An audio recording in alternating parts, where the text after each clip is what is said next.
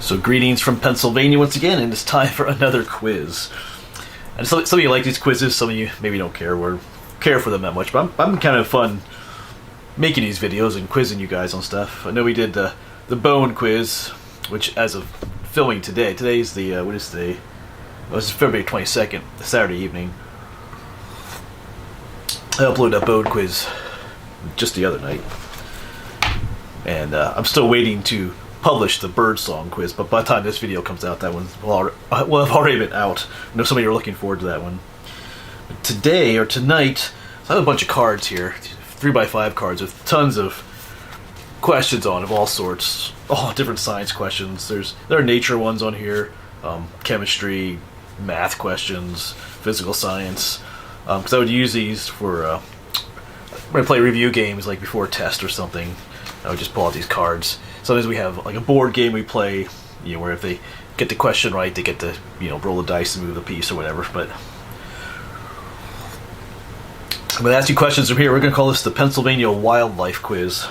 I know that one quiz some time ago we were hiking a horseshoe trail. I asked some of those are wildlife questions, but I'll try not to ask those. I'm going to try and find 20 new questions for you out of this deck of cards. I'll have to switch my reading glasses every now and then. The lighting's a little bit low in here, but anyway. Alright. How well do you know Pennsylvania wildlife, including like trees and plants too? We'll see. So like I said, I'm going to try and pick 20 out of the ones I have here. There's all kinds of questions and things. But here's question number 1. So I'll give you the question, give you a little bit of time. You can always pause the video too if you want a little bit more time to think about a question. I'm not going to sit here and wait 5 minutes for you to guess. If you want more time, once I give the question, if you want more time to think about it, just pause the video. Otherwise, I'm going to ask the question and then we'll give the answer. Alright, so question number 1. Name Pennsylvania's largest owl. And when I mean Pennsylvania's largest owl, I mean Pennsylvania's largest native owl. Every once in a while we get an owl that comes in that usually isn't here, but was Pennsylvania's largest native owl. Maybe I'll give like 3 questions in a row. I'm trying to think how I want to do that. While I'm looking for the next question, you can try and figure out what that one is.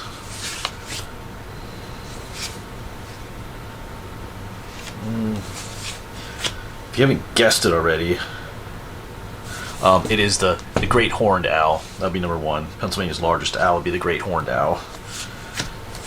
Looking for some of the questions here. That was number 1. There's all kinds of questions. Oh, that was too easy. Oh, here's a yes or no question for you. This is number 2. Are all cone-bearing trees evergreens? Are all cone-bearing trees, I mean trees that have like pine cones, are all cone-bearing trees evergreens? Yes or no? I'll just think about that one for a moment. That's number 2. Are all cone-bearing trees evergreen trees? It might be a really easy question, or it could be a trick question.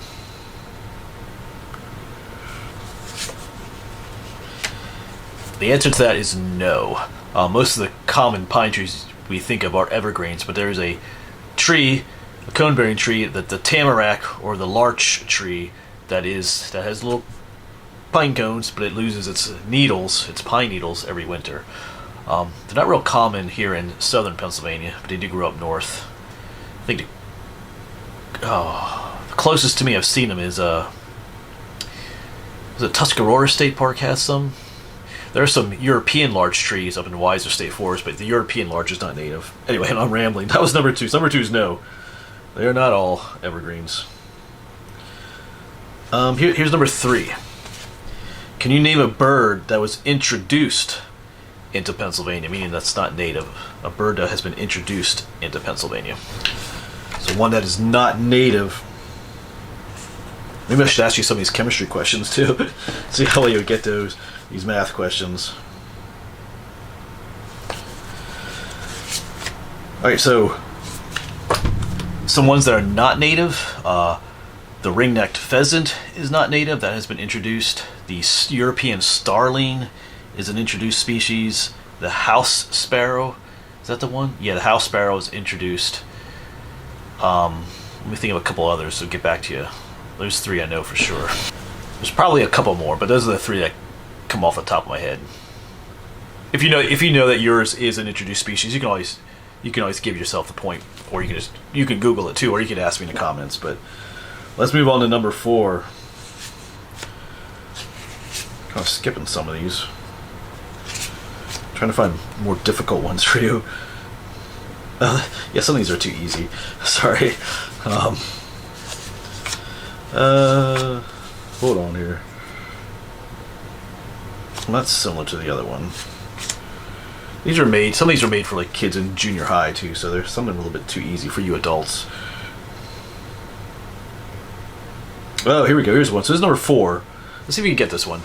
Some of you might think this is super easy, but yes, it's number 4. So name a fish that doesn't have scales, like here in Pennsylvania. Name a fish that doesn't have scales. Some of you might think all fish have scales. Nope, not all fish have scales. If you guess catfish, give yourself a point. Yeah, catfish don't have scales. So if you eat a catfish, you don't have to take the scales off it. You usually do skin a catfish. Number 5 is a yes or no question. You should get this one, but I think, well, let's see. Does a porcupine, you know what porcupines are, there's quills. Does a porcupine shoot its quills? You know, if you get near it, will they kind of ping out at you like in the cartoons? I think you should get this answer. Can a porcupine actually shoot its quills out? And the answer to that is no. I know in the cartoons and things like that they do, but the only way to get a porcupine's quills stuck in you is to actually touch the porcupine. If you get near it, they're not going to like ping out at you and like get you in the eye or something. So yeah, the answer to that is no.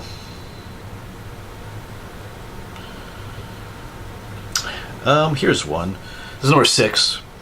What does an opossum have that other animals in Pennsylvania don't have? Like, how is the possum unique when it comes to other animals here in Pennsylvania?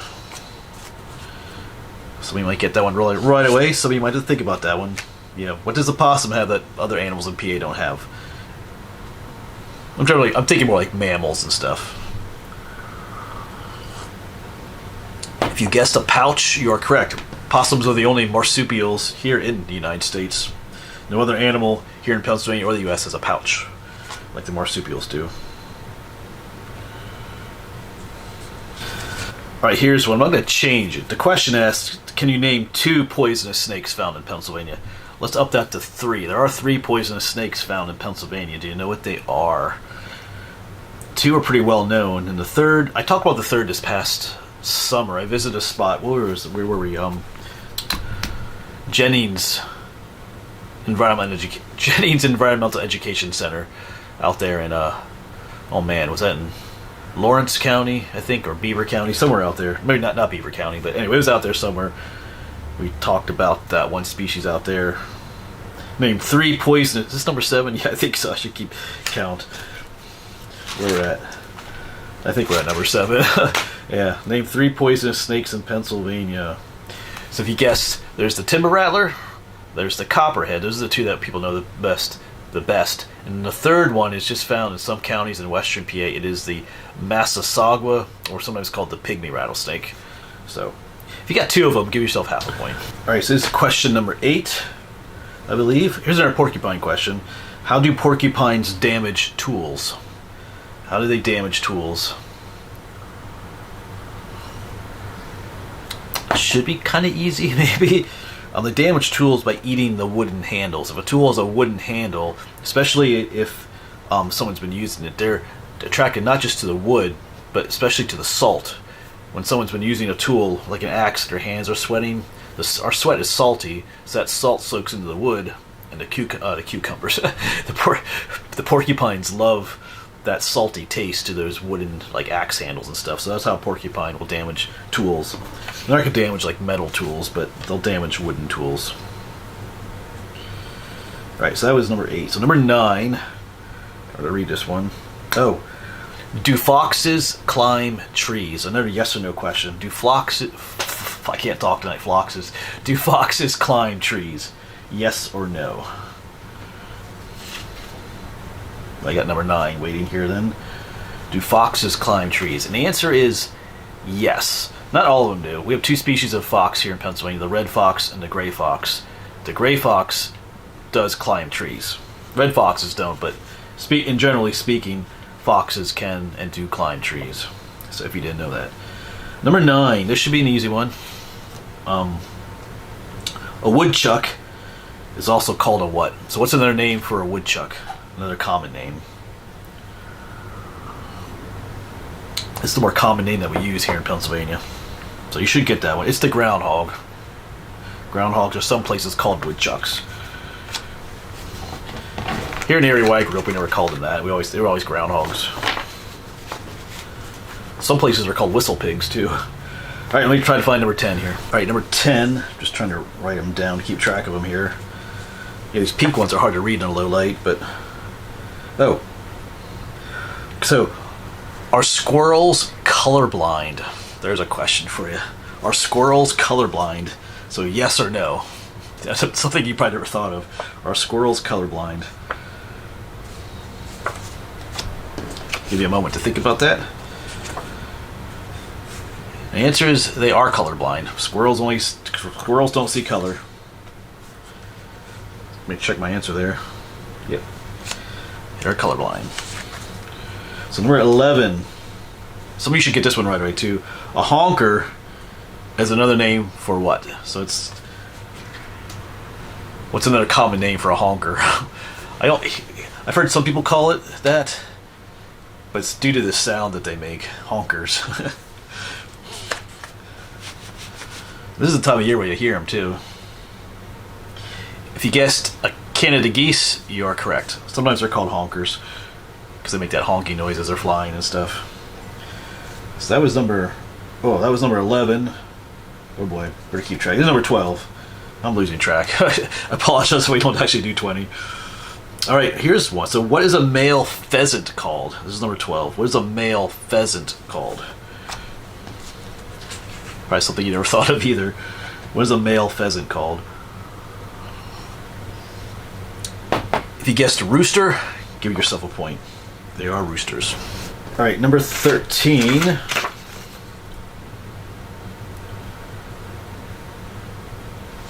Hard to read that one. Oh, you should get this one. What do omnivores eat? An omnivore. If an animal is an omnivore, what does it eat? Generally speaking, nothing super specific, but in general, what does an omnivore eat?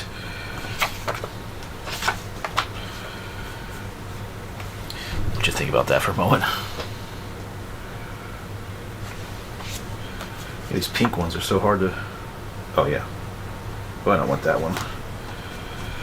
What does an omnivore eat? They eat both plants and animal, so plants and meat. An herbivore just eats plants, a carnivore just eats meat, but an omnivore eats both. So, got that right, give yourself a point. So number 14, what is unique about a woodpecker's tongue? What is unique about a woodpecker's tongue? So probably something else you never thought about. Or squirrels colorblind, woodpeckers' tongues.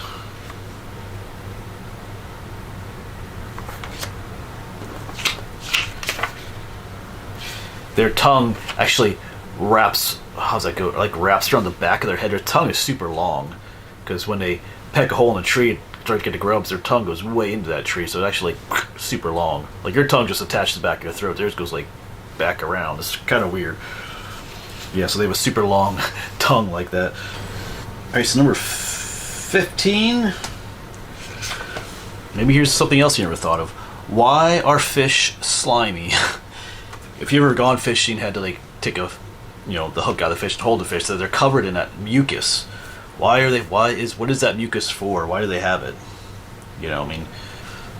Why are we not covered in slime as people? Why are fish covered in slime? Give you a moment to think about that.